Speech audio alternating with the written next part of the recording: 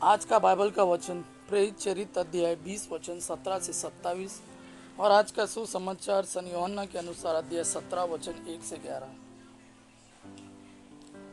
प्रेरित चरित अध्याय 20 वचन 17 से 27।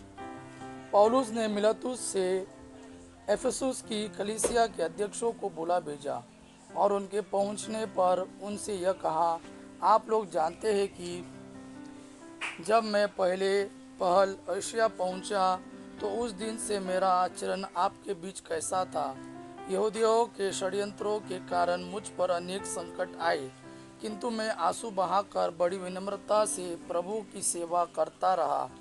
जो बातें आप लोगों के लिए हितकर थी उन्हें बताने में मैंने कभी संकोच नहीं किया, बल्कि मैं सबके सामने और घर घर जाकर उनके संबंध में शिक्षा देता रहा। मैं यहूदियों तथा यूनानियों दोनों में से अनुरोध करता रहा कि वे ईश्वर की ओर अभिमुख हो जाए और हमारे प्रभु ईसा में विश्वास करें। अब मैं आत्मा की प्रेरणा से विवश होकर यरूशलेम जा रहा हूँ। वहाँ मुझ पर क्या बीतेगी मैं यह नहीं जानता, किंतु पवित्र आत्मा नगर नगर में मुझे विश्वास दिलाता है कि वहाँ बेड़ियों और कष्ट मेरी प्रतीक्षा कर रहे हैं, किंतु मेरी दृष्टि में मेरे जीवन का कोई मूल्य नहीं। मैं तो केवल अपनी दौड़ समाप्त करना और ईश्वर की कृपा का सुसमाचार सुनाने का वह कार्य पूरा करना चाहता हूँ जिससे प्रभु ईसा ने मुझे सौंपा। मैं आप लोगों के बीच राज्य का संदेश सुनाता रहा।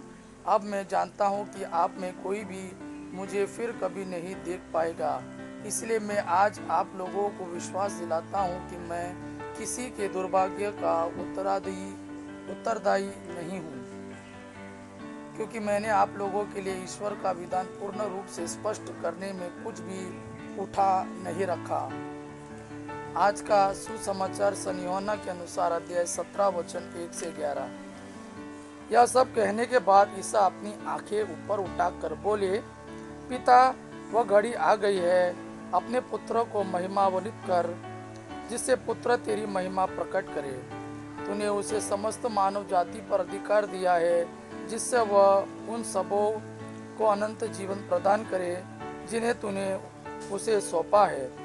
वे तुझे एक ही सच्चे ईश्वर को और ईसा मसीह को जिसे तूने भेजा है जान ले। यही अनंत जीवन है। जो कार्य तूने मुझे करने को दिया था वह मैंने पूरा किया है। इस तरह मैंने पृथ्वी पर तेरी महिमा प्रकट की है।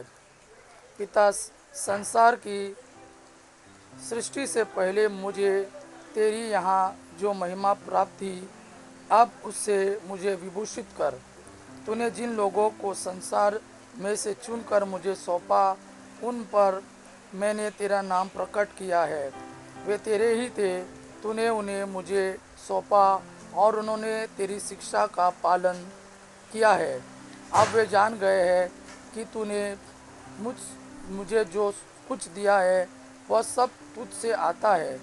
तूने जो संदेश मुझे दिया, मैंने वह संदेश उन्हें दे दिया।